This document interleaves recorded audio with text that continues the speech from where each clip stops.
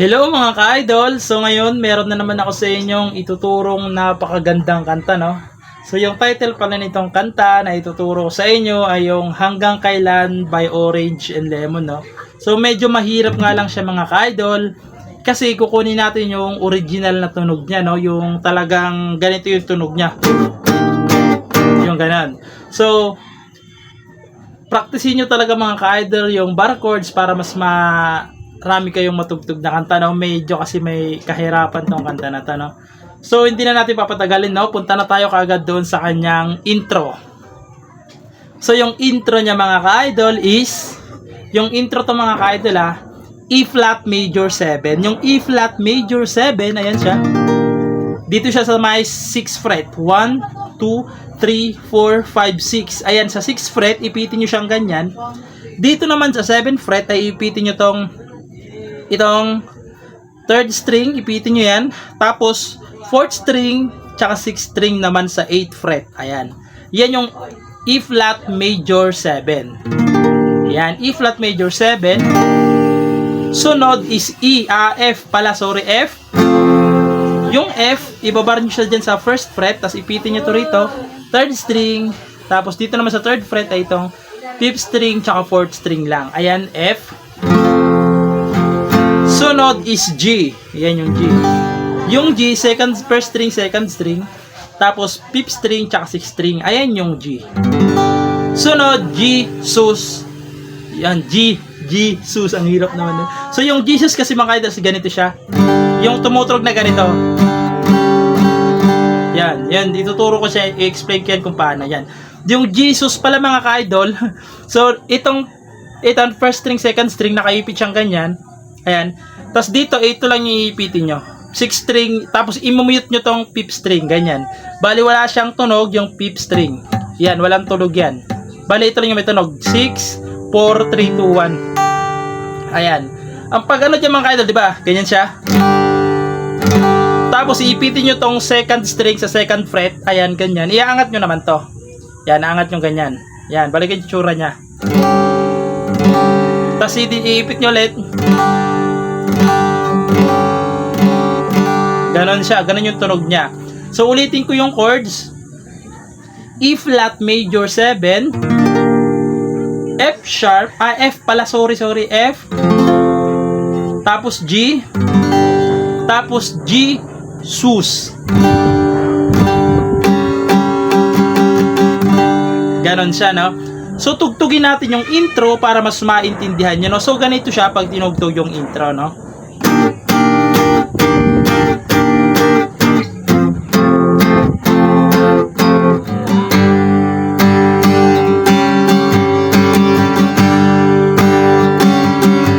Tapos, isa pa, kasi 2 times nyo palang gagawin.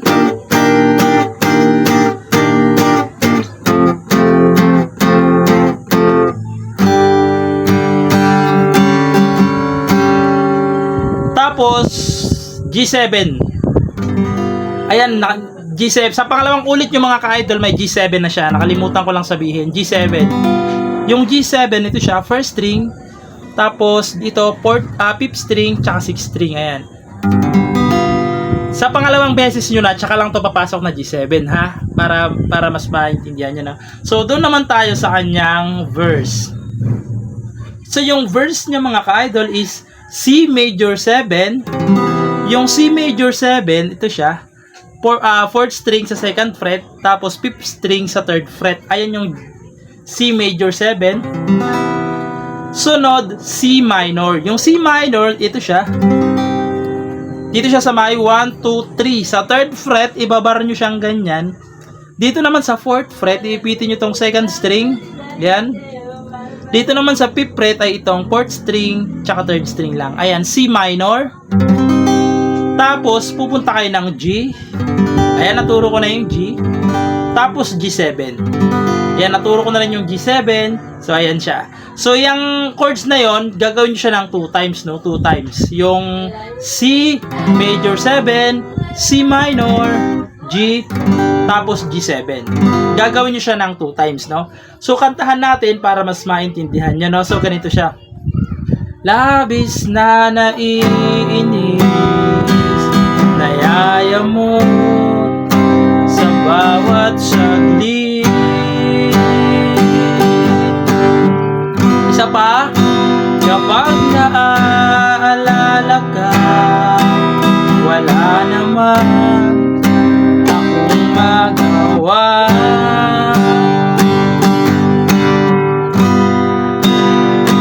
Umuwi ka na, babe. Doon na papasok yun. So, yung refrain yun, mga ka-idol, no? So, puntahan na natin yung refrain.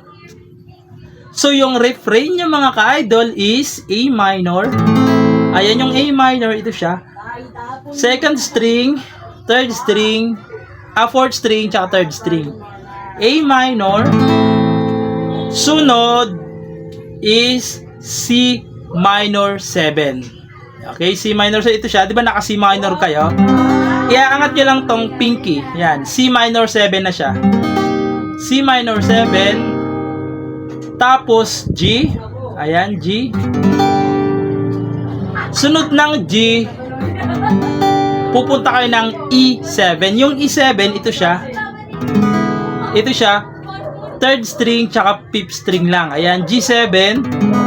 Tapos, pupunta kayo ng E. Yung E, ididiin nyo lang to sa fourth string. Yan, ididiin nyo lang siyang ganyan. E. Ayan, E na siya. Pagkatapos nyan, babalik kayo sa A minor. Tapos, pupunta kayo ng E flat major 7. So, yung E flat major 7, naturo ko na to, yung intro kanina. Ayan, E flat major 7. Tapos, pupunta kayo ng F. Ayan. So, ulitin ko yung chords ng refrain para mas maintindihan nyo, no? So, A minor, C minor 7, G, E7, E, A minor, E flat major 7, tapos F. Okay, so kantahan natin yung refrain para mas maintindihan nyo. So, ganito siya. Umuwi ka na, baby. Di na ako sanay nang wala ka. Mahirap ang mag-isa. At sa gabi hinahanap-hanap kita. So, doon na siya papasok yung chorus, no? So, hindi na rin natin papatagalin. Puntahan na natin yung chorus. So, yung chorus niya, mga ka-idol, is C major 7. Ayan. C major 7. Tapos, G. Ayan, G. Sunod is E. Pero, di ba mga ka-idol, is ito yung E. Yung gagawin nating E, dito sa chorus lang to, ha? Sa chorus. Yung gagawin nating E is dito siya. Yan, ito siya, 'di ba? Dito yung E. First, third string, fifth string, tsaka fourth string, 'di ba? Yan yung normal, natural na E, yan yung original na E. Uusod lang kayo ng isang fret. Isang fret, uusod kayo, ganyan. Yan. Ayan yung E na gagamitin natin, okay? E. Tapos, pupunta kayo ng G7. Yan. Tapos, pupunta ulit kayo ng C major 7.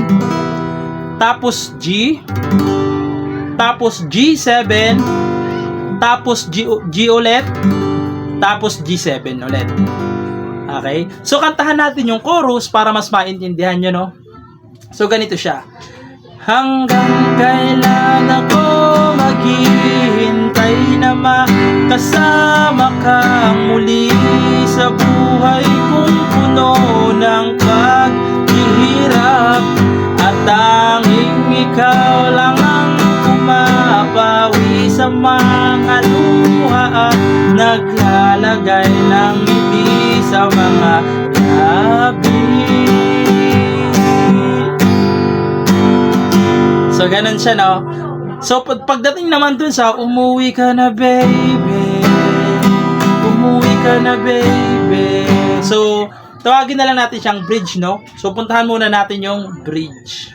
So, yung bridge niya naman, mga ka-idol, is C major 7. Ayan. Tapos, G. Sunod is G7. Tapos, G ulit. Okay? So, ganun siya. So, ganito siya pag kinantahan. Umuwi ka na, baby. Umuwi ka na, baby. Umuwi ka na, baby. Ulitin nyo lang ulit. Na, na, na, baby, umuwi ka na, baby. Umuwi ka na, baby. Okay, ganun siya. So, doon pala mga ka-idol sa unang chorus mga ka-idol i-repeat ko lang para mas maintindihan nyo talaga, no? Di ba? C major 7, yung unang chords ng chorus, C major 7, G. Tapos yung E hindi dito dito siya sa may, ito, yan. Ayan siya. Ayan yung gagamitin natin para hawig sa original, no? Yan. So, ito siya. Fourth string. Ayan, fourth string, sixth string, tsaka fifth string. Ayan. Yan yung gagamitin nating E, tas G7 na. Okay? Baka kasi malito kayo, no? So, ayun lang. Sana naintindihan yung video natin. And bye-bye!